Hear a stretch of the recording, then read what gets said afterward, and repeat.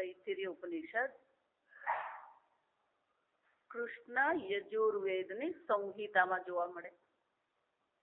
4 વેદ છે, ઋગ્વેદ, યજુર્વેદ, સામવેદ અને અથર્વણ. એમાં યજુર્વેદના 2 ભાગ છે. ઉત્તર ભારતમાં શુક્લ યજુર્વેદ ચાલે, દક્ષિણ ભારતમાં કૃષ્ણ યજુર્વેદ. કૃષ્ણ યજુર્વેદની તૈત્તિરીય આરણ્યક અને 3 જે સંહિતા 7મો, 8મો અને 9મો પ્રપાઠક જે છે એ તૈત્તિરીય આરણ્યકના જે 3 ભાગ છે એને પ્રપાઠક એવું કહે, ચેપ્ટર્સ. એને તૈત્તિરીય ઉપનિષદ એવું કહેવામાં આવે. પહેલી જે ઉપનિષદનો જે પહેલું ચેપ્ટર જે 7મો અધ્યાય જે છે એને સંહિતા ઉપનિષદ કહેવામાં આવે. તો કે સંહિતા ઉપનિષદ કેમ છે કે સંહિતા એટલે કે આપણું જીવન કેવું હોવું જોઈએ, આપણી દ્રષ્ટિ કેવી હોવી જોઈએ, વ્યવહાર કેવો હોવો જોઈએ.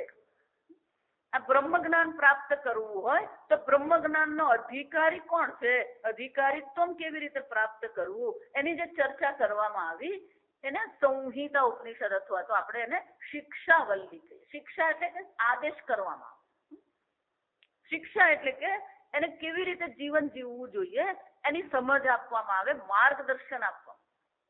આપણા માટે બધા મંત્રો અમુક બહુ જાણીતા છે, સત્યમ વદ, ધર્મમ ચર, આ બધા ક્યાં ઘડી છે? આ શિક્ષાવલ્લીમાં.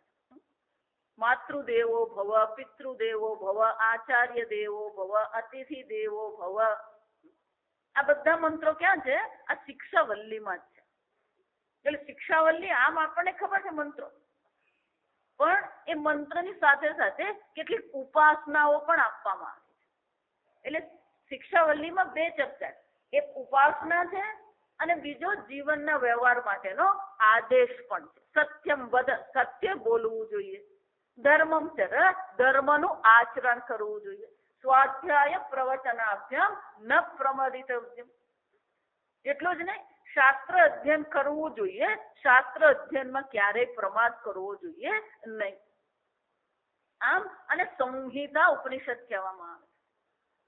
એટલું જ નહીં, બીજો અને ત્રીજો જે અધ્યાય છે એને બ્રહ્માનંદ વલ્લી અને ભૃગુવલ્લી કહેવામાં આવે. અને બ્રહ્માનંદ વલ્લી એટલે કે ત્યાં બ્રહ્મની ચર્ચા છે. ભૃગુવલ્લી એમાં ભૃગુ આ બ્રહ્મ જ્ઞાન પિતાજી પાસે કેવી રીતે મેળવ્યો એની ચર્ચા છે. પણ ભૃગુર્વૈ વારુણી, આ ભૃગુ કોણ હતો? તો કે વરુણનો પુત્ર વારુણી હતો. આ ભૃગુ એમ કહીએ ને, આ ભરૂચ શબ્દ ખરેખર ભરૂચ નથી, અપભ્રંશ છે. ભૃગુ કચ્છ છે, નામ શું છે? ભૃગુ કચ્છ.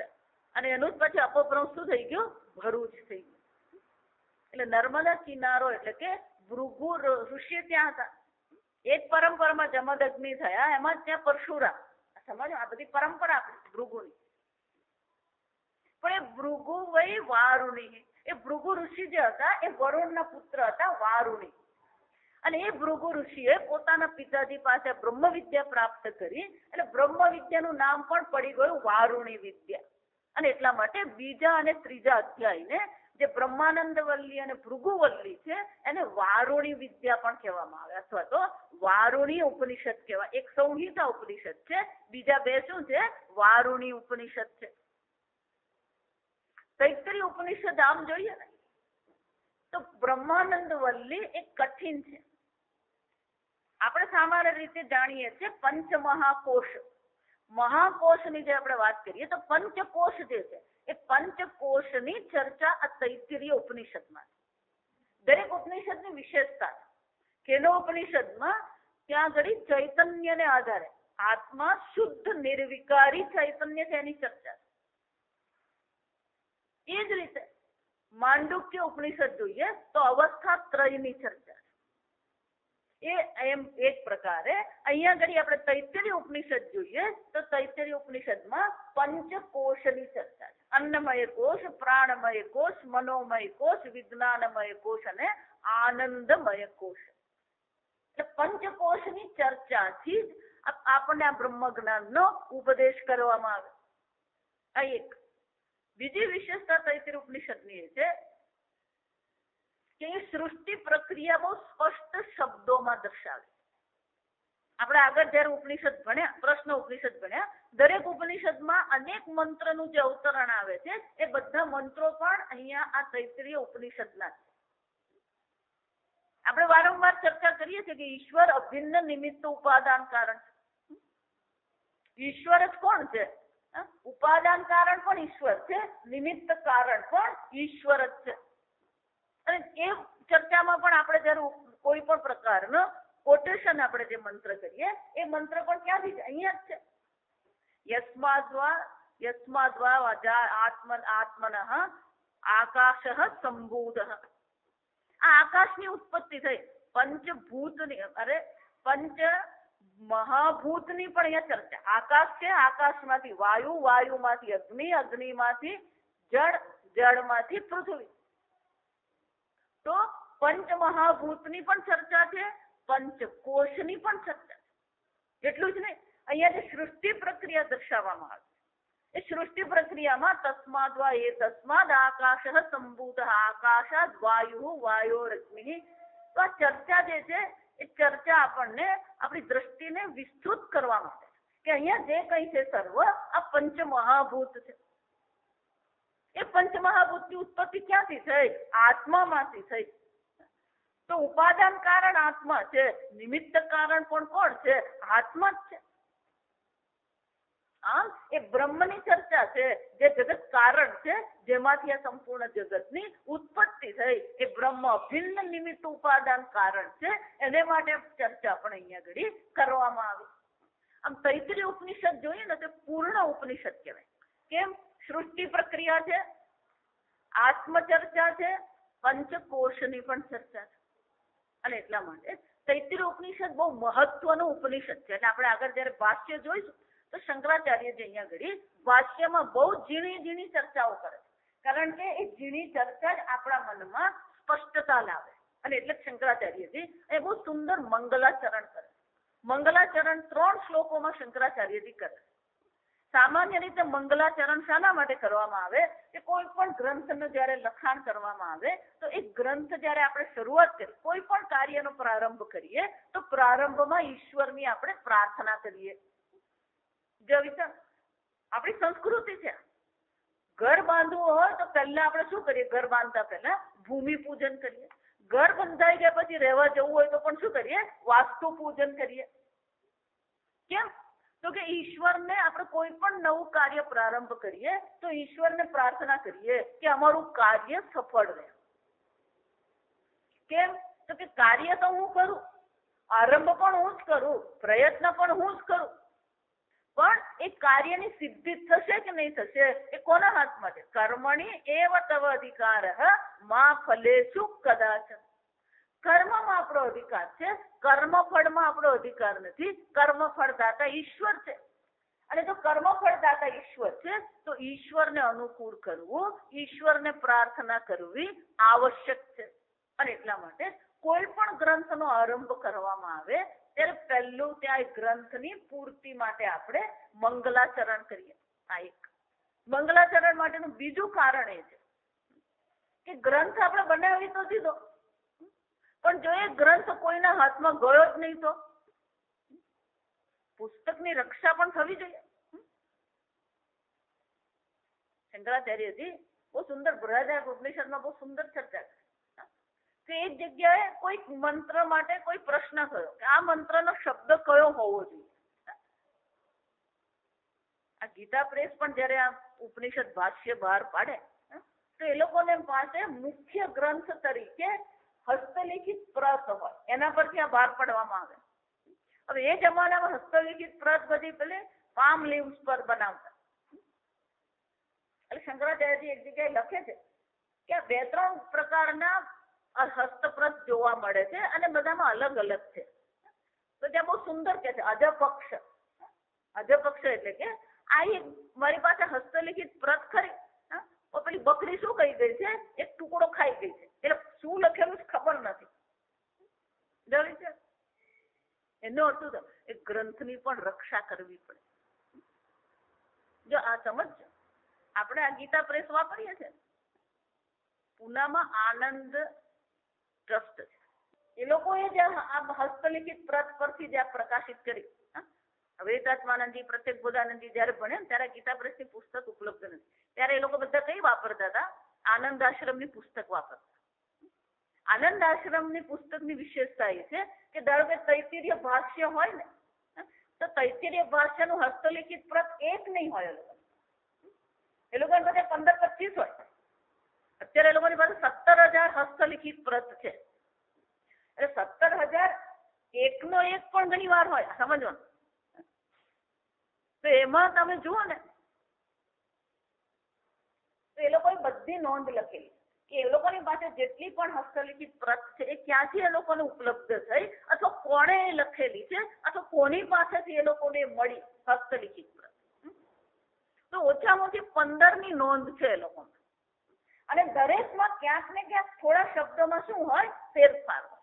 કે આપણે તો પેલી પ્રિન્ટિંગ લઈએ ને, જો સમજવા, આપણે તો પ્રિન્ટિંગ લીધી એટલે બધાનું એક સરખું હોય. એટલે આજે આપણે જયારે તૈત્તિરીય ઉપનિષદ ભણવાનું હોય ને, તો આપણે કઈ બહુ મહેનત કરવાની હોતી નથી. આ સમજો, આપણે તો શું કરવાનું? એટલે ગીતા પ્રેસની પુસ્તક લાવીને ભણવાનું શરૂ કરી દીધું. પણ એ વખતે એ વૈદિક કાળમાં આ બધી વ્યવસ્થા હતી ને. એટલે પહેલા તો શિષ્યએ આશ્રમમાં જવાનું, ગુરુજીની હસ્તલિખિત પ્રત લેવાની અને પોતાની હસ્તલિખિત પ્રત તૈયાર કરવાની. જો વિચાર, એટલે જેટલા શિષ્યો હોય દરેક શિષ્યએ શું કરવું પડે? પોતાની હસ્તલિખિત પ્રત તૈયાર કરવાની. જેમ તૈયાર થતી જાય ને એમ ગુરુજી ભણાવતા જાય. હવે સીધો નિયમ છે. આપણે પેલા બાળકોને પેલું સર્કલમાં બેસાડીને ચર્ચા કરાવીએ. એક જણાએ બાજુવાળાને શું કરવાનું? એક વાક્ય કહેવાનું. એ વાક્ય એને શું કરવાનું? પેલો બીજાને કહેવાનું. બીજા એ વાક્ય કોને કહેવાનું? ત્રીજાને. અને આખું વાક્ય ગોળ ફરીને 15 જણાને ગોળ ફરીને આવે ત્યારે એનું એ વાક્ય હોય. મનુષ્ય બુદ્ધિ છે. જો સમજો,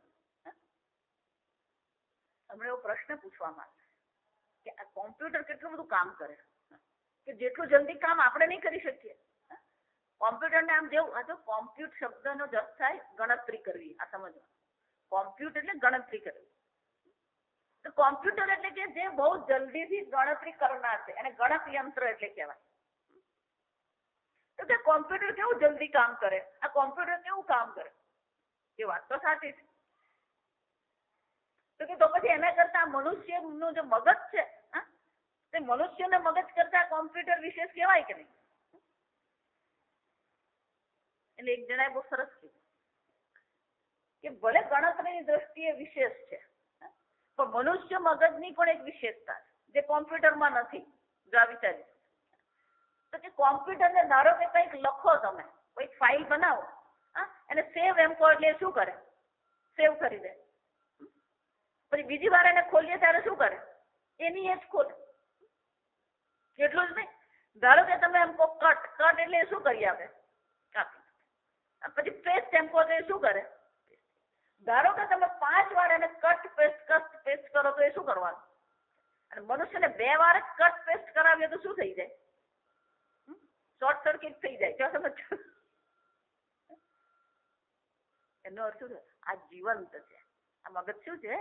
જીવંત વસ્તુ છે. જો આ સમજવાનું. જીવંત છે એટલું જ નહીં, એના પોતાના સંસ્કાર છે, એની પોતાની ભાષા છે, એની પોતાની ભાવનાઓ છે. કોમ્પ્યુટરની ભાવના છે, લાગણી છે, એ તમને પ્રેમ કરે નહીં. એનો અર્થ શું? આ મગજની એક વિશેષતા છે. એટલે જયારે પછી હસ્તલિખિત પ્રત તૈયાર થાય ને ત્યારે એકાદ બે શબ્દ શું થઈ જાય? એકાદ ચૂકી જવાય ને એકાદ આગળ પાછળ રહી જાય. જો વિચારો, એટલે તમે જુઓ ને, એને પાઠાંતર કહેવાય. પાઠાંતર એટલે કે બીજા પ્રકારથી પણ એનો કઈક શબ્દ હોઈ શકે. જો વિચારી 15-17 પેલી તૈત્તિરીય ઉપનિષદની ભાષ્યની એ લોકોની શું પાસે છે? હસ્તલિખિત પ્રત. એના પરથી પછી એ લોકોએ શું કરી? આ પ્રિન્ટિંગ કરી. અને આ બધા લોકોએ હસ્તલિખિત પ્રત રાખી, સાચવી, અને તો પછી ગીતા પ્રેસ વાળો શું કરી શકે? છાપી શકે. આ ગીતા પ્રેસની તમે જુઓ ને, એનું પ્રથમ આવૃત્તિ જુઓ ને તો ખબર પડે આપણને. આપણે હાથમાં ભલે અત્યારે 2009માં આવી હોય, અને ભલે આપણે 2009માં આપણા હાથમાં લીધી હોય, પણ જયારે એનું જોઈએ ને આપણે, તો આપણને ખબર પડે કે પહેલી કેટલી વાર છાપી. 2053 તક તક એટલે પહેલી આવૃત્તિ તો લીધી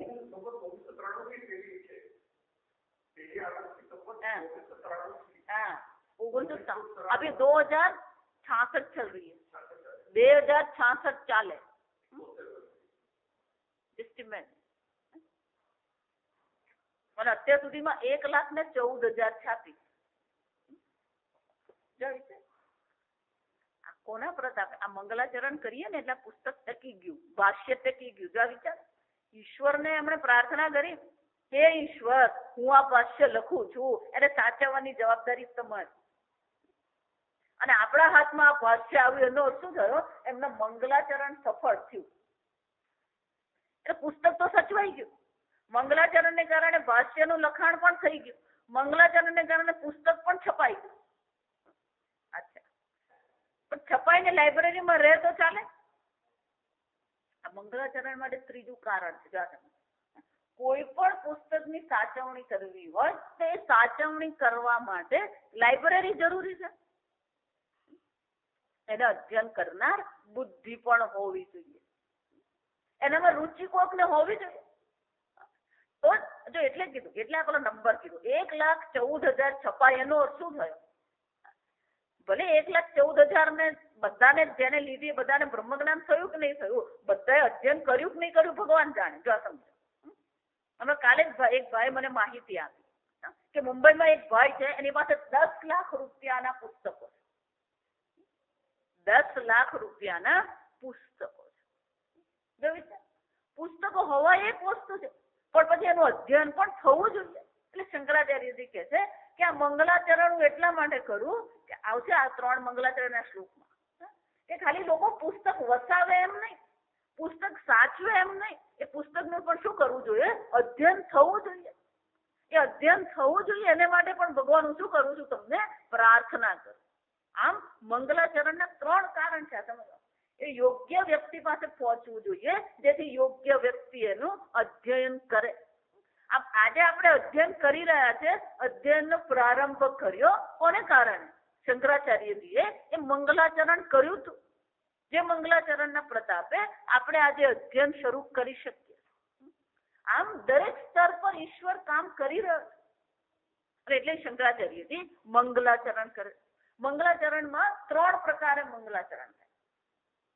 ઈશ્વરને પણ આપણે પ્રાર્થના કરીએ, અથવા ગુરુને આપણે પ્રાર્થના કરીએ, અથવા તો તત્વનું આપણે ચિંતન કરીએ. અહીંયા શંકરાચાર્યજી 3 પ્રકારથી મંગલાચરણ કરે છે. એટલે પહેલું મંગલાચરણમાં શું કે છે? યસ્માત જાતમ જગત સર્વમ, જેમાંથી આ સંપૂર્ણ જગતની ઉત્પત્તિ થઈ. યસ્મિન્નેવ પ્રલીયતે, જેમાં સંપૂર્ણ જગતનો લય થઈ જાય છે. યેનેદમ ધાર્યતે ચૈવ, જે આ સંપૂર્ણ જગતને ધારણ કરનાર છે. અભિન્ન નિમિત્ત ઉપાદાન કારણ ઈશ્વર જે છે, જેમાંથી આ જગત ઉત્પન્ન થયું. જો એટલે આ જેમાંથી શબ્દ છે ને મહત્વનો છે. આપણે ભાષ્ય આગળ જોઈશું ને બ્રહ્માનંદ વલ્લી, જેમાંથી એનો શું થયો? માટીમાંથી ઘડો બન્યો. તો જ્યાં જ્યાં ઘડો હોય ત્યાં શું હશે? માટી. જો ઈશ્વરમાંથી આ જગત બન્યું હોય તો આ જગત ઈશ્વરથી ભિન્ન છે નહીં. આ જગત ઈશ્વરથી ભિન્ન છે જ નહીં, કારણ કે ઈશ્વરમાંથી જ આ જગત બન્યું એટલું જ નહીં. હંમેશા કોઈ પણ કાર્યનો જ્યારે નાશ થાય ત્યારે પોતાના કારણમાં લીન થઈ જાય. માટીમાંથી ઘડો બન્યો, ઘડો ફૂટે ત્યારે ક્યાં જવાનો? માટી જ છે. એટલે શું કે છે? યસ્મિન પ્રલીયતે, જેમાં સંપૂર્ણ જગતનો લય થઈ જાય છે. કે જન્મ તો થયો, નાશ પણ થયો, પણ ધારણ કોણ કરે છે? જો વિચારી, તો ઘડો જે ધારણ થયો છે એ ઘડાનું અધિષ્ઠાન પણ કોણ છે? માટી જ છે. એટલે શું કે છે? યેનેદમ ધાર્યતે ચૈવ, જેને કારણે આ જગત ધારણ થઈ રહ્યું છે, જે આ જગતને ધારણ કરનાર છે એ પરમાત્માને તસ્મૈ નમઃ, એ પરમાત્માને અમે નમસ્કાર કરીએ છીએ. આ આપણી સંસ્કૃતિ છે. જો આપણે ભૂલી રહ્યા, આપણે પણ આ પરદેશી સંસ્કૃતિ અપનાવવા માંડી એટલે ભગવાનને આપણે ક્યાં મોકલી દીધો? ઉપર. આજે ઉપર ભગવાન છે આપણી ભારતીય સંસ્કૃતિ નથી, એ વૈદિક સંસ્કૃતિ નથી, આ ભૂલી જવાના. આપણા મગજમાં પણ આવી ગયું કેમ પેલું પિક્ચરનું ગીત સાંભળે ને ઉપરવાલા, એટલે આપણે એને ઉપરવાળો બનાવી દીધો. ઈશ્વર ઉપરવાળો છે જ નહીં. કેમ? અહીંયા જે કઈ છે સર્વ ઈશ્વર માત્ર છે. અખિલ બ્રહ્માંડમાં એક તું શ્રી હરિ. શંકરાચાર્યજી કહે છે ઉપર નથી ઈશ્વર. એ ઈશ્વર કોણ છે? આ જગતમાં વ્યાપ્ત ઈશ્વર છે. એ ઈશ્વરને હું પ્રણામ કરું. તો કે આ જગત બન્યું ઈશ્વર, માટીમાંથી ઘડો બન્યો. જો સમજો, દરેક દ્રષ્ટાંતની પોતાની મર્યાદા હોય. જો એ મર્યાદા નહીં હોય ને તો પછી દ્રષ્ટાંત અને એને જેને માટે દ્રષ્ટાંત આપે ને બે એક થઈ જાય. સમજ કે માટીમાંથી ઘડો બન્યો એમ જયારે કહેવામાં આવે તો માટીમાં કોઈ પ્રકારનું પરિવર્તન આવ્યું કે નહીં આવ્યું? પહેલા એ પિંડાકાર હતી, હવે શું છે? ઘટાકાર છે. તો આકારમાં પરિવર્તન આવ્યું. જો સમજો, એટલે એટલો તો વિકાર છે માટીમાં. સંપૂર્ણપણે નિર્વિકારી માટી નહીં કહેવાય, કારણ કે પિંડાકારમાંથી એ શું બની? બે વસ્તુ છે. જો વિચાર, આકારની દ્રષ્ટિએ પરિવર્તન છે એટલું જ નહીં. પિંડ હોય કે ચૂર્ણ હોય, એમાંથી જયારે માટલું બને ત્યારે કાઠિન્ય કહેવાય. એને સંસ્કૃતમાં શું કહેવાય? કાઠિન્ય. એ કઠણ બને, એને શેકવામાં આવે અને શેકવામાં જયારે માટી જે ચૂર્ણ હોય એ માટી શું થઈ જાય? કઠણ થઈ જાય. તેનો શું થયો? આકારમાં પરિવર્તન છે અને કાઠિન્ય છે. આ બે વસ્તુ છે. એટલે માટી પૂર્ણતઃ નિર્વિકારી છે એવું કહી શકીએ નહીં, પણ એટલું જ છે કે માટી તો માટી જ છે. એ ઘડો ફૂટ્યા પછી પણ જે રહે છે એ શું છે? માટી માત્ર.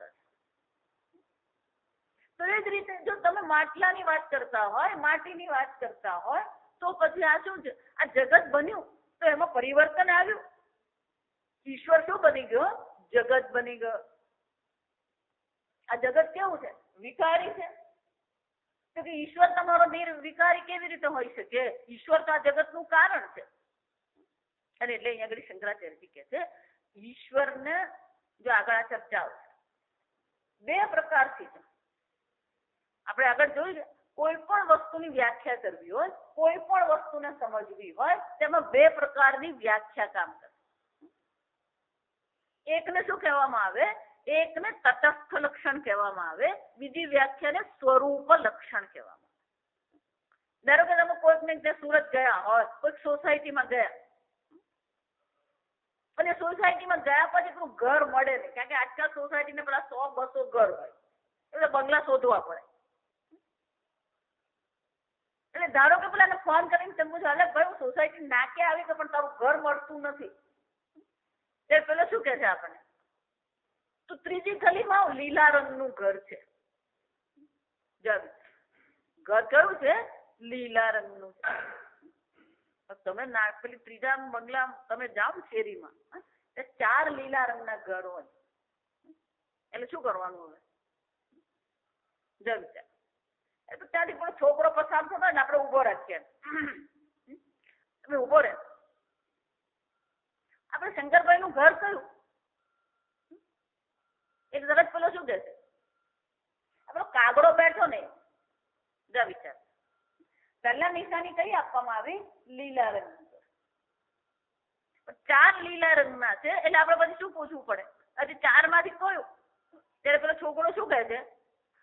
કાગડો બેઠો ને. એ તમે જ્યાં પહોંચો ને કાગડો બેઠો, એ બાજુના ઘરમાં કાગડો જતો રહે, એટલે બાજુના ઘરમાં જવાનું કે કાગડો બેઠો એમનું ઘર કહેવાય.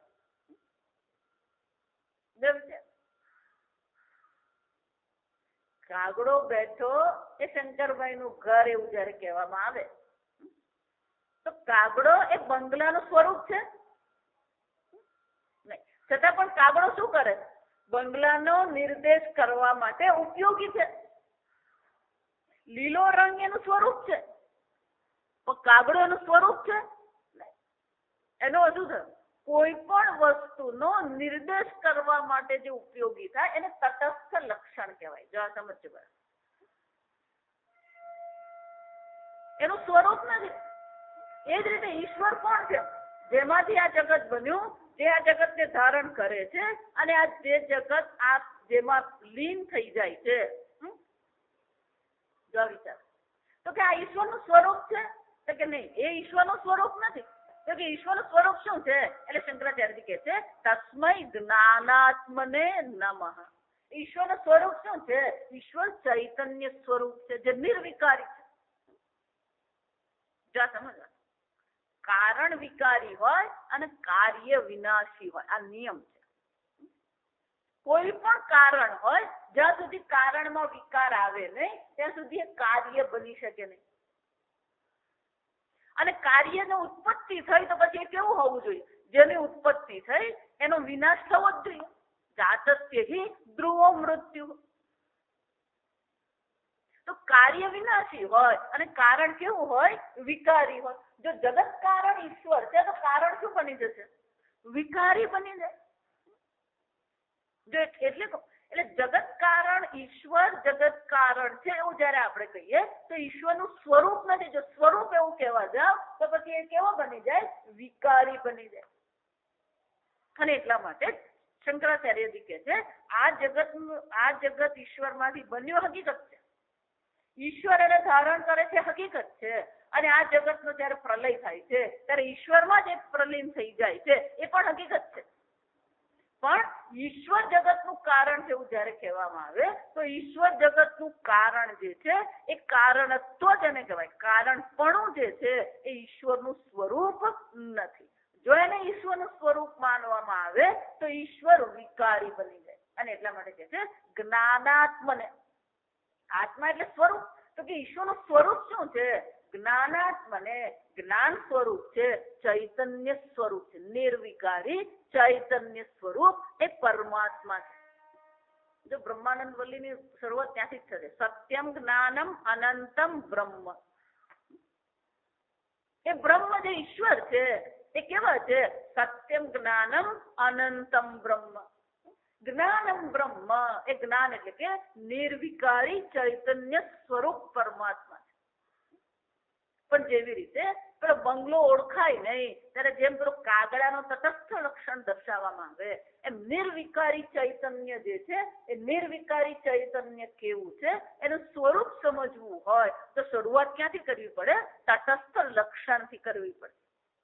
અને એટલા માટે શંકરાચાર્યજી મંગલાચરણમાં આ તૈત્તરીય ઉપનિષદનો વિષય શું છે એ આપણને દર્શાવી. આ શંકરાચાર્યજીની એક વિશેષતા છે.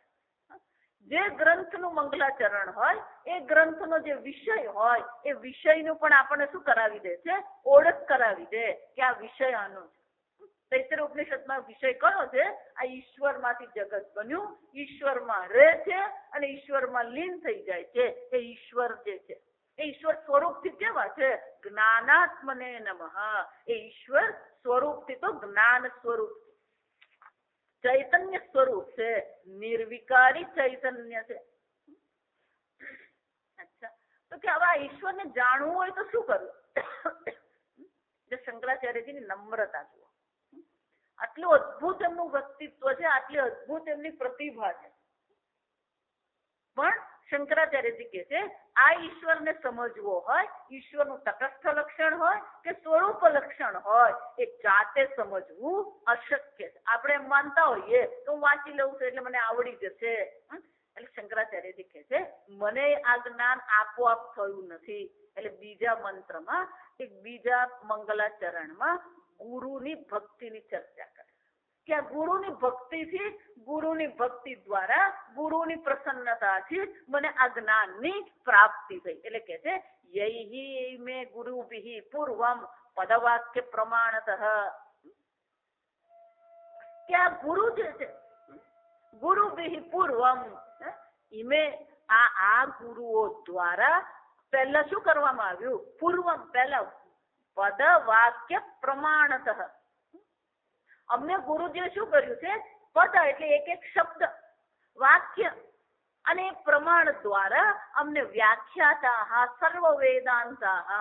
શંકરાચાર્યજી કહે છે આમાં મારું કઈ નવું છે જ નહીં. કેમ? સર્વ વેદાંતની વ્યાખ્યા તો ગુરુઓ દ્વારા કરવામાં આવી જ છે. અને જે ગુરુઓ દ્વારા આ વ્યાખ્યા કરવામાં આવી છે, જે ગુરુઓએ અમને એક એક પદ, એક એક વાક્ય, એક એક પ્રમાણસહ, યુક્તિતઃ આજે અમને વ્યાખ્યા કરવામાં આપી હતી, એ જ ગુરુઓ છે ને તાન નિત્યમ પ્રણતોસ્મ્યહમ. અને એમાં એક ગુરુ નહીં, અનેક મહાત્માઓ અનેક પ્રકારથી આ પ્રકારની ચર્ચા કરી, ઉપદેશ કર્યો, એવા એ ગુરુઓને પણ હું નમસ્કાર કરું છું. પ્રણતોસ્મ્યહમ, હું એમને શું કરું છું? નમસ્કાર કરું છું. એ ગુરુના પ્રસાદથી મને આ જ્ઞાન પ્રાપ્ત થયું, અને એટલા માટે આ જ્ઞાન જે મને પ્રાપ્ત થયું છે એને જ હું ભાષ્ય સ્વરૂપે પ્રગટ કરવાનો પ્રયત્ન કરું છું.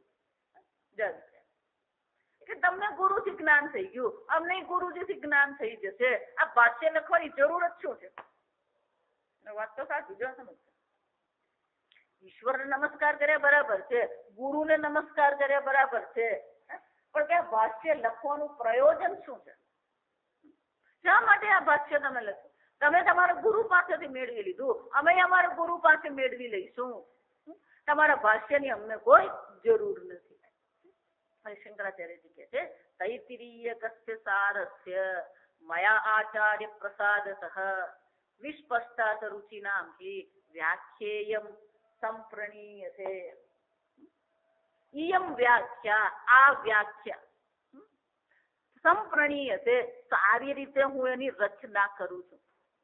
કે આ વ્યાખ્યાની હું સારી રીતે રચના કરી રહ્યો છું. એને કરવામાં આવે કેમ? વિસ્પષ્ટાર્થ રુચિનામ હિ. બહુ સુંદર છે. કોઈ પણ ઉપનિષદના અર્થને સમજવું મહત્વનું છે. ઉપનિષદ ને કોઈ પણ શબ્દો હોય, સમજો,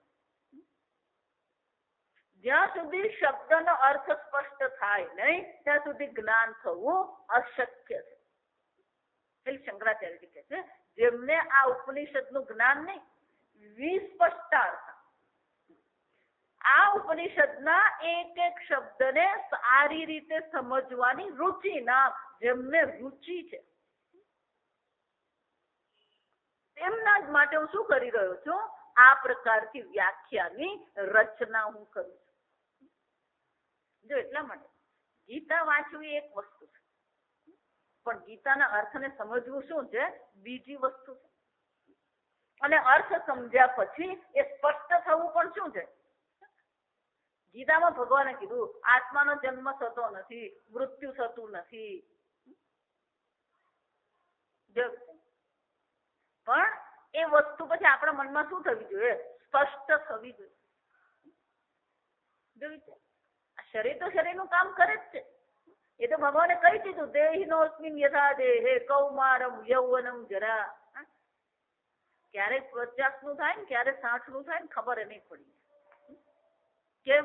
કાલ ક્રીડતી ગચ્છતિ આયુઃ તદપિ ન મુંચતિ આશા પાયુ. શંકરાચાર્યજી કહે છે, આ શરીર ગરડું થતું જાય છે, પણ આપણી આશા છૂટતી નથી.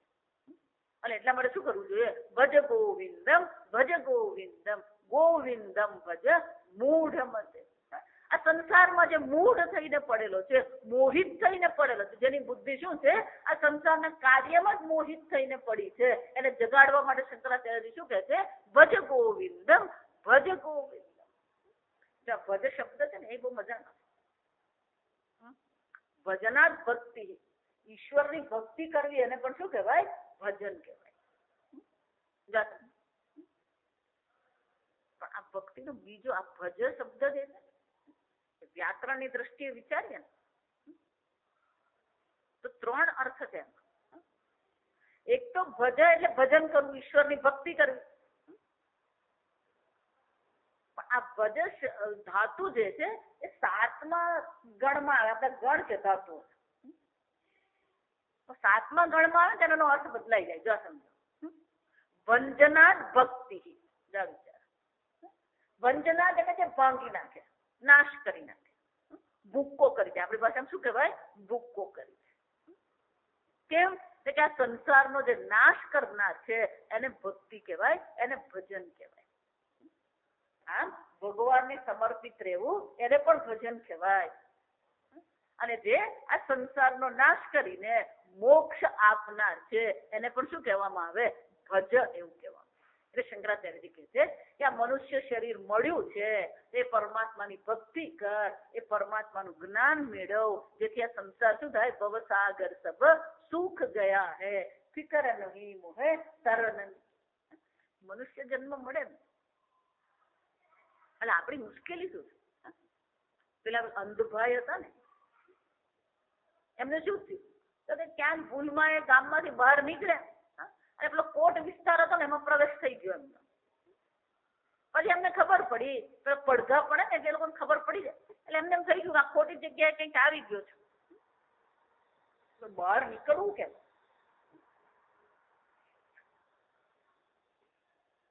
એટલે એમને પેલો અવાજ કોક નો સંભળાયો એટલે એમને બૂમ મારીને કીધું, ભાઈ જરાક મદદ કર ને ભાઈ, એથી મારે ગામ જવું છે. કાકા તમે ઊંધી દિશામાં જાઓ છો. કે ભાઈ હવે પણ ઊંધી દિશા છે મને ખબર પડી ગઈ એટલે તને બોલાવ્યા. કાકા હું જરા કામમાં છું ને, દરવાજો બહુ દૂર છે, એક કામ કરો આ દિવાલ તમને પકડાવી દઉં.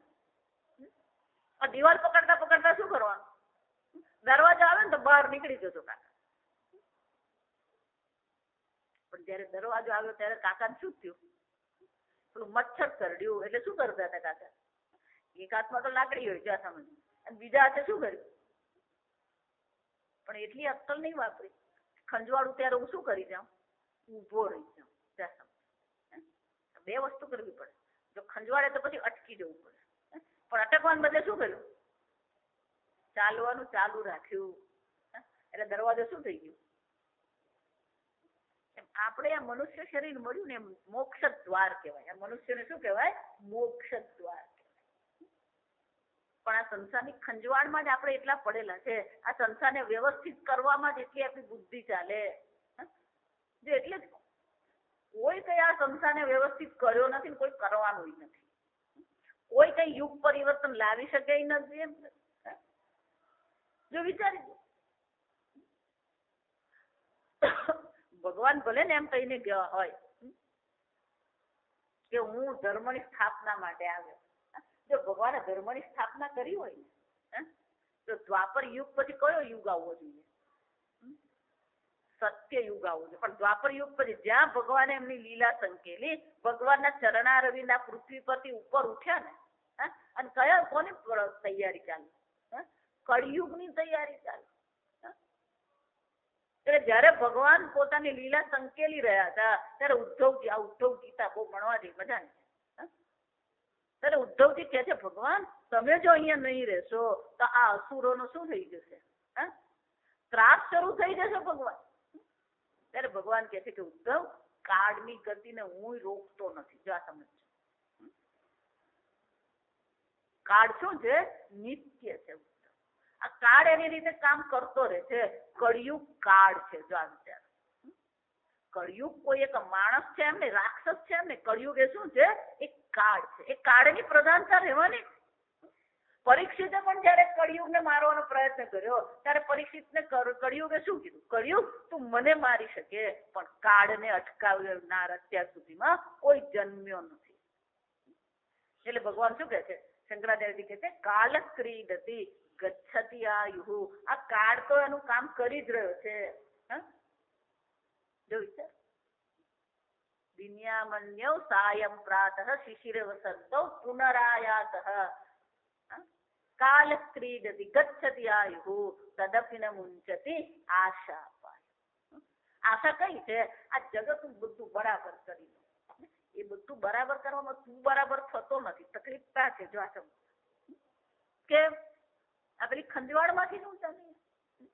શરીર સાચવીએ, જગત સાચવવાનો પ્રયત્ન કરીએ, પણ આ મનુષ્ય શરીર એ મોક્ષ દ્વાર છે. અને એટલા માટે શંકરાચાર્ય શબ્દ બહુ સરસ વાપરે. જો આ સમજો, રુચિ નામ. રુચિ નામ એટલે શું છે? જેમને આ ઉપનિષદને સારી રીતે સમજવામાં રુચિ છે, જેમને મોક્ષ પ્રાપ્તિ કરવી છે, જેમને વેદાંતમાં રુચિ છે, એવા લોકો માટે હું આ વ્યાખ્યા કરી રહ્યો છું. પણ કે આ વ્યાખ્યા પણ મેં મારી જાતે કરી. મયા આચાર્ય પ્રસાદતઃ. જો વિચાર, અર્જુન પણ ગીતામાં એ જ કે ભગવાન નષ્ટો મોહ સ્મૃતિર્લબ્ધ, ભગવાન આ મારો મોહ, આ જગતને બદલવાનો, આ જગતને સુધારવાનો, આ દુર્યોધનનો નાશ કરવાનો મારો મોહ હતો, એ મોહ મારો શું થઈ ગયો? ભાંગી ગયો ભગવાન. નષ્ટો મોહ સ્મૃતિર્લબ્ધ, મારા સ્વરૂપની મને સ્મૃતિ થઈ ગઈ. મારું સ્વરૂપ શું છે? હું એ સચ્ચિદાનંદ બ્રહ્મ છું. એ જ્ઞાન ભગવાન મને થઈ ગયું. કે અર્જુન કેવી રીતે થયું? ત્વત્પ્રસાદાદ મયાચ્યુત, હે અચ્યુત, આપના પ્રસાદથી, આપની પ્રસન્નતાથી, આપના ઉપદેશથી, આપના અનુગ્રહથી મને આ જ્ઞાન થયું. એ જ રીતે શંકરાચાર્યજી કહે છે, મને પણ આ તૈત્તિરીય ઉપનિષદનું જ્ઞાન આપોઆપ થયું નથી. મયા આચાર્ય પ્રસાદતઃ તૈત્તિરીય કસારસ્ય. આ તૈત્તિરીય ઉપનિષદ જે છે, એ તૈત્તિરીય ઉપનિષદનો જે સાર છે, એની જે સ્પષ્ટતા છે, એમાં જેમને રુચિ છે, એવા રુચિઓ માટે, એ રુચિ ધરાવનાર માટે હું શું કરું છું? આ વ્યાખ્યા લખું છું. પણ એ વ્યાખ્યા લખવામાં પણ હું શ્રેય તો કોને આપું છું? મારા આચાર્યને આપું છું. એમને પ્રસન્નતાથી મને આ ઉપનિષદનો સાર લખવાનો, ભાષ્ય લખવાની પ્રેરણા મળી. જો આ શંકરાચાર્યજી ભાષ્ય લખ્યું, આપણે જો શંકરાચાર્યજીના જીવન ચરિત્રને આપણે ધ્યાન સામે રાખીએ ને, તો પછી આપણા જીવન જે છે ને, એના માટે આપણને કોઈ પ્રકારનો સન્માન રહે જ નહીં. કેમ? 8 વર્ષે 4 વેદ ભણી લીધા. જો 8 વર્ષે આપણે હરખું ખાતા નહીં હોય. જો તમે મમરા ખાવા બેસે ને તો 2 મમરા નીચે વેરાતા હોય, 4 મોઢામાં જતા હોય. 8 વર્ષે તેમણે શું કર્યું? જો આ પુસ્તક આવી ગયું છે, કાલે આપણે બધાને આપીશું. બહુ સુંદર પુસ્તક છે શંકરાચાર્યજીના જીવન ચરિત્ર પર અને એમની વિશેષતા પર એક પુસ્તક બહાર પાડવામાં આવે. આપણે વાંચીએ તો આપણને ખબર પડે આ મનુષ્ય જીવન શાના માટે, આ શરીર આપણને શાના માટે મળ્યું. 8 વર્ષે 4 વેદો ભણી લીધા. 16 વર્ષે તો આ બધા ઉપનિષદ પરના ભાષ્ય લખાઈ ગયા. જો વિચાર, આ ભાષ્ય આટલું વાંચીએ તો આપણને એમ થાય એ જમાનામાં, જો વિચારી, ધારો કે તમારી પાસે ચપ્પલ નથી, ગાડી નથી અને વીજળી નથી અને પાકું ઘર નથી. પાકું ઘર, વીજળી, ગાડી અને ચપ્પલ, આ 4 વગરનું તમારું જીવન વિચાર. વિચારી શકીએ? ખાલી એ અડધો દિવસે વીજળી જતી હોય ને, એમાં તો આપણે કઈ કેટલો કકડાટ કરી નાખીએ. શંકરાચાર્યજીના જમાનામાં આ 4 માંની એકેય નતું. જો સમજો, વીજળી નથી ને પાકું ઘરે નતું. અને છતાં પણ એમણે શું કર્યું? 8 વર્ષમાં આ બધા ભાષ્યની રચના કરીને લખ્યા. હવે પેલું કોમ્પ્યુટર પણ સીધું ટાઈપ જ કરી લેવાનું. જો વિચાર, કોમ્પ્યુટર એ નતું, ટાઈપ એ નતું. પેલા પેલું જો વિચાર, આ દુનિયા એટલી બધી પરિવર્તનશીલ છે. આપણે કલ્પના બહારની વસ્તુ છે. છેલ્લા 25 વર્ષમાં આ બાહ્ય જગતનો જે પરિવર્તન છે, પહેલા પેલું પરિવર્તન આપણે 25-50 વર્ષે ગણતા. હવે દર મહિને પરિવર્તન. કેમ? આ પેલો મોબાઈલ પહેલા કેવો હતો? આ રિલાયન્સ નું પહેલું જયારે શરૂ થયું ને, ત્યારે પેલો મેં મોબાઈલ લીધેલો. એટલે મોબાઈલ હમણાં કોક ને મેં બતાવ્યું, આ ભાઈ મોબાઈલ છે ને, મારે નવો કરવો પડે. આ કયા જમાનાની તમે વાત કરો? જો વિચાર, ખાલી 6 વર્ષ જૂનો છે, પણ શબ્દ 6 વર્ષને બદલે શું કીધો? આ કયા જમાનાની વાત કરો? આ કોમ્પ્યુટરમાં એવું જ છે. હવે વડોદરામાં હતું ને, ભાઈ મને કોમ્પ્યુટર શીખવતા, એટલે મેં કીધું ભાઈ તું મને કોમ્પ્યુટર શીખવે. ઇન્ટેલ પેન્ટિયમ 1 95 વિન્ડો હતું ને, ત્યારથી હું કોમ્પ્યુટર વાપરું. શું કરો? સાચી વાત માતા ભેગું? હા.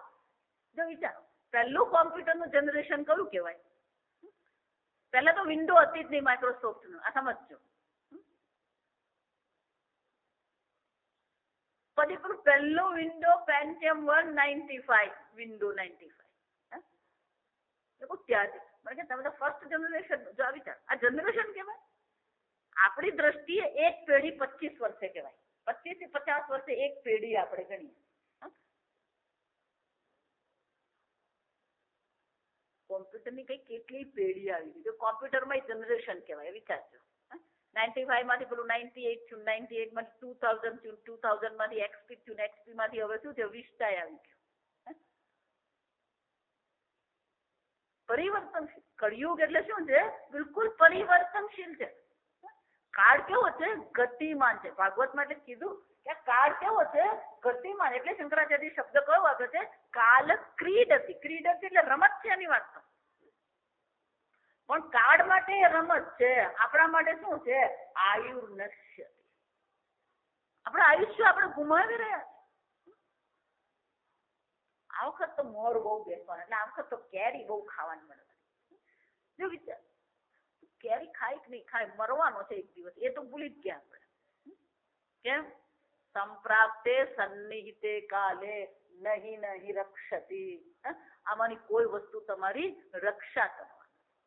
મૃત્યુથી રક્ષા કરવી હોય તો ઉપાય એક જ છે, આ સમજ. આ બ્રહ્મ વિદ્યા સિવાય મૃત્યુથી બીજું કોઈ તમને રક્ષા કરી શકે એમ છે જ નહીં. આ ડોક્ટરો આ વિચાર કરી દે, ભાઈ ભગવાનને પ્રાર્થના કરો, જો વિચારો. ડોક્ટર કઈ આપણે મૃત્યુથી રક્ષા નહીં કરે, જો આ સમજ છે. અને શ્વાન ફ્લૂ થી રક્ષા કરે કે નહીં કરે, ઉપર વાળો જાણતો હોય, જો વિચારી દો. એ દવા આપે ખરા, કે એ લોકોને એવું છે કે આ દવાથી સારું થાય, એ લોકોને કોઈ કીધું હોય, પેલો કંપની વાળો હોય, પેલો કંપનીનો શું કહેવાય, MRI કહી ગયું, સાહેબ આ સારામાં સારી દવા, એટલે સાહેબ લખી આપે, જા વિચાર. અને આપણે શ્રદ્ધાથી શું કરીએ? શ્રદ્ધાવાન લભતે જ્ઞાન.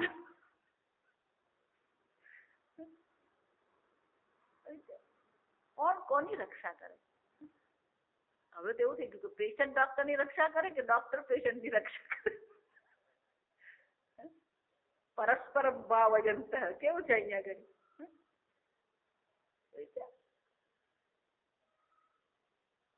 ગમે એટલા પ્રયત્ન કરીએ પણ મૃત્યુ સામે શું છે?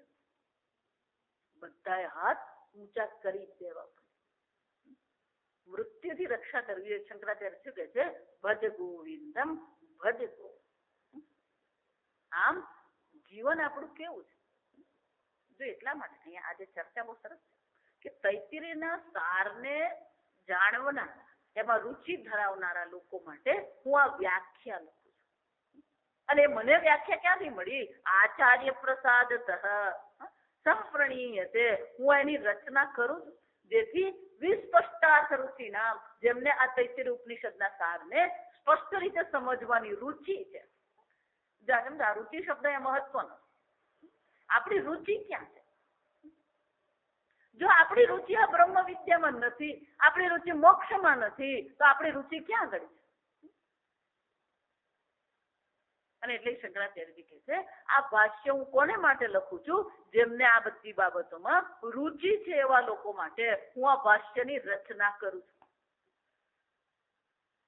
આમ શંકરાચાર્યજીએ શું કર્યું? પરમાત્માને પ્રણામ કર્યા, પરમાત્માના સ્વરૂપને પ્રગટ કર્યું.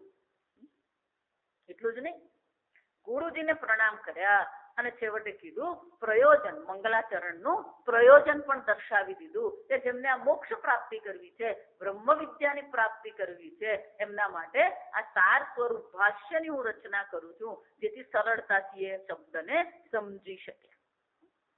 હવે આગળ મેં કીધું એમ કે ઉપનિષદ જે છે એ ઉપનિષદ પણ વેદનો ભાગ છે. તૈત્તિરીય આરણ્યકની જે સંહિતા છે એ સંહિતાના ભાગ રૂપ જ આ ઉપનિષદ છે.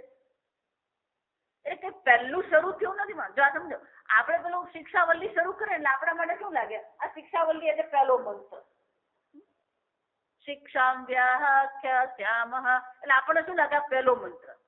વેદમાં આ પહેલો મંત્ર નથી. તૈત્તિરીય આરણ્યકમાં બીજે ઘણા બધા મંત્રો આગળ આવી ગયા. એ મંત્રોમાંથી અહીંયા શરૂઆત. જો ગીતામાં પણ એવું જ છે. ભગવદ્ ગીતાને આપણે શું માનીએ છીએ? આ ગીતાનો પહેલો અધ્યાય શરૂ થયો. તો પહેલો અધ્યાય જયારે શરૂ થયો એમ કહીએ ત્યારે ખરેખર ભગવદ્ ગીતાનો પ્રારંભ ભલે આપણે કહીએ, પણ ભગવદ્ ગીતાનો પ્રારંભ તો આખું મહાભારત છે. આખા મહાભારતમાં વચ્ચે ભગવદ્ ગીતા, એટલે ભગવદ્ ગીતાનો પૂર્વાપર જો આપણે જોવા જઈએ તો એ સંબંધ આપણે પકડવો પડે. એટલે વચ્ચેથી અચાનક ભગવદ્ ગીતા શરૂ નહીં થાય.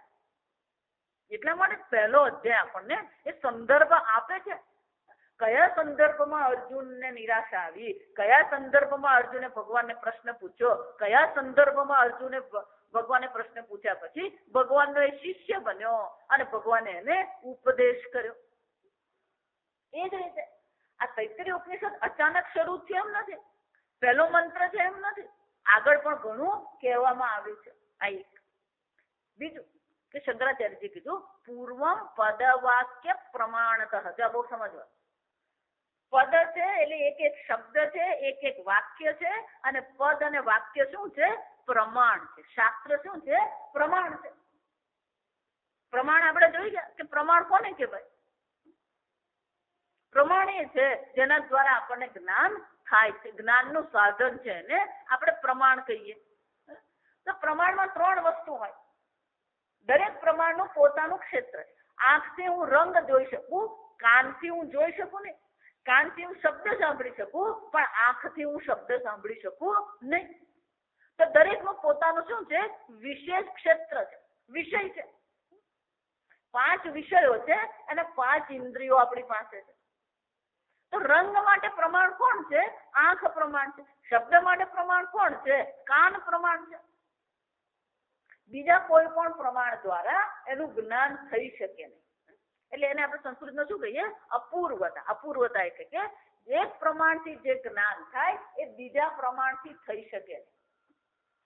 બીજું, આંખથી મને એમ કહેવામાં આવ્યું કે આ લાલ રંગ છે, પછી ધારો કે આપણે એમ કે ના પણ મારું નાક એવું કહે છે કે આ લાલ રંગ નથી, લીલો છે. તો આંખથી જે જ્ઞાન થયું એને નાકથી બાધિત કરી શકાય ખરું? નહીં. અબાધિતમ. અપૂર્વમ અબાધિતમ. પ્રમાણ શબ્દની વ્યાખ્યા. પણ કે આંખને રંગ જોવા માટે બીજા કોઈ પર, બીજા પ્રમાણ પર આધાર રાખવો પડે ખરો? કાનને સાંભળવા માટે બીજા પ્રમાણ પર આધાર રાખવો પડે ખરો? સ્વતંત્રમ. પ્રમાણ કેવું છે? સ્વતંત્ર. આમ દરેક પ્રમાણ કેવું છે? અપૂર્વ છે, અબાધિત છે અને સ્વતંત્ર છે. તો શંકરાચાર્યજી બીજા શ્લોકના મંગલાચરણમાં જયારે કહે છે પદવાક્ય પ્રમાણતઃ સમજ, તો શાસ્ત્ર પ્રમાણ છે. જો શાસ્ત્ર વેદ પ્રમાણ છે તો આ શિક્ષાવલ્લી પહેલા પણ જે કહેવામાં આવ્યું એને માટે પણ પ્રમાણ તો કોણ છે? વેદ જ પ્રમાણ છે. જો સમજજો, આ બહુ સુંદર ચર્ચા શંકરાચાર્યજી કે વેદ તો પ્રમાણ છે. જો વેદ પ્રમાણ છે તો વેદમાં પહેલા જે કહેવામાં આવ્યું એ પણ પ્રમાણ જ છે. અને હવે તમે જે શિક્ષાવલ્લી કહો છો એ પણ શું છે? પ્રમાણ છે. તો કે અમને તો આ કર્મકાંડ શું છે? કર્મ કેમ કરવા? કર્મથી કયા કર્મફળની પ્રાપ્તિ થાય? કેવા કર્મફળની પ્રાપ્તિ કરવી હોય તો કેવા પ્રકારના કર્મ કરવા જોઈએ? એ બધું જ્ઞાન અમને છે. અને એને માટે પ્રમાણ તો શાસ્ત્ર જ છે. શાસ્ત્ર જ આ કર્મકાંડની ચર્ચા કરે છે. શાસ્ત્રએ જ અનેક પ્રકારના કર્મની ચર્ચા કરી છે. શાસ્ત્રમાં 4 પ્રકારના કર્મ દર્શાવવામાં આવ્યા છે. એક નિત્ય નૈમિતિક કર્મ છે, એક કામ્ય કર્મ છે, એક પ્રતિષિદ્ધ કર્મ છે, પ્રાયશ્ચિત કર્મ છે. તો આ બધી કર્મની ચર્ચા તો કરવામાં આવી જ છે. એમાં તમે વળી આવે આ શિક્ષાવલ્લીનું જુદા પ્રકારથી ભાષ્ય લખવાની શું જરૂર છે? આ વેદ આપણે જોઈએ, વ્યાસજીના શિષ્ય થઈ ગયા જૈમિની. જૈમિનીએ આ 4 વેદો પર ભાષ્ય લખેલું અને જૈમિની ભાષ્ય કહેવામાં. તો કે તમે આ વળી પાછું શિક્ષાવલ્લી પર નવું શું કામ શરૂ કરો? જૈમિનીએ ભાષ્ય લખેલું જ છે અને જૈમિનીએ જે ભાષ્ય લખ્યું એ ભાષ્ય પ્રમાણે આપણે આગળ ચાલવાનું છે. એમાં તમે શું કામ આ ભાષ્ય લખો છો? એટલે શંકરાચાર્યજી બહુ અદ્ભુત ચર્ચા કરે છે કે ભલે ભાષ્ય આગળ લખવામાં આવ્યું છે, ભલે કર્મ પર પણ ભાષ્ય છે, ભલે શિક્ષાવલ્લી પર પણ ભાષ્ય છે, એટલે જ પેલો શબ્દ કીધો વિસ્પષ્ટાર્થ. પણ આ 2 વસ્તુ જે છે એની વિશેષતા દર્શાવવામાં આવી નથી. જો આ વિચારી કેમ? એટલે શંકરાચાર્યજી આપણે બહુ સ્પષ્ટ રીતે હવે ભાષ્યમાં સમજાવશે. એને સંબંધ ભાષ્ય કહેવાય. આ ભાષ્યને શું કહેવામાં આવે? સંબંધ ભાષ્ય. એટલે સંબંધ ભાષ્યમાં શંકરાચાર્યજી આપણને સ્પષ્ટ કરી આપશે કે પહેલા જે બધા આગળના, આ તો 7મો મેં કીધું ને, આ શિક્ષાવલ્લી એ 7મો પ્રપાઠક છે. જો આ 7મો પ્રપાઠક છે તો આગળ 6 પ્રપાઠક આવી ગયા. તો એની શું છે? કન્ટિન્યુએશન. એનો જ પછી અહીંયા આગળ ચાલુ છે. આગળ ચર્ચા પછી સાતમો, સાતમા પછી આઠમો, અને આઠમા પછી નવમો. તો કે તમે ફક્ત શિક્ષાવલ્લી જ કેમ પકડી? તમારે જો ખરેખર વ્યાખ્યા કરવી હોય તો ક્યાંથી શરૂ કરો? પહેલાથી શરૂ કરો. તો પછી એટલે શંકરાચાર્ય કહે છે આગળ જે કહેવામાં આવ્યું, જો સમજો, આગળ જે 6 પ્રપાઠકમાં કહેવામાં આવ્યું છે એ વિષય અને આ શિક્ષાવલ્લી જે આપણે આરંભ કરી રહ્યા છે એ બે વિષય કેવા છે? અલગ વિષય છે. તો આગળ જે 6 પ્રપાઠકોમાં કહેવામાં આવ્યું એ કર્મની ચર્ચા, અને કર્મ કેવા છે? એક. બીજું કે કર્મ જે કહેવામાં આવ્યા છે એ કર્મ દ્વારા જ મને મોક્ષની પ્રાપ્તિ થઈ જાય એવું શક્ય બને કે નહીં? તમે જે આ જ્ઞાનની વાત કરવાની વાત કરો છો એને બાજુએ કરી દે. આ કર્મ છે અને એને માટે પણ પ્રમાણ તો વેદ જ છે. જો વેદ કર્મની ચર્ચા કરતું હોય તો પછી કર્મનો વિરોધ તમે કરી શકો નહીં. આ કર્મ દ્વારા પણ મોક્ષ થતો જ હોવો જોઈએ, કારણ કે પ્રમાણ તો કોણ છે? એક જ પ્રમાણ છે. જો સમજો, અને અર્ધ અંડ ન્યાય કહેવાય. આ ન્યાય બહુ સમજવા છે.